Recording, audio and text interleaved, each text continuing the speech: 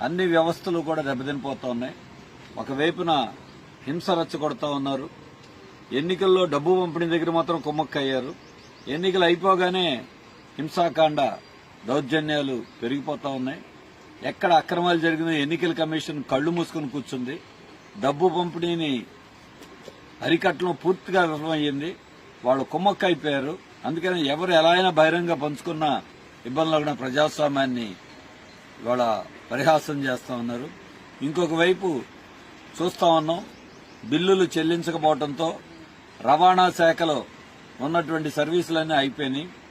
Registration కార్యాలయాల్లో కూడా సాంకేతిక ఇబ్బందులు కాదు, బిల్లులు చెల్లించక అక్కడ ఆగిపోయినాయి. హాస్టళ్లలో ఆహార పదార్థాలు సప్లై చేస్తున్న బిల్లులు ఇవ్వలేదు. ఆరోగ్యశ్రీలో బిల్లులు ఇవ్వలేదు.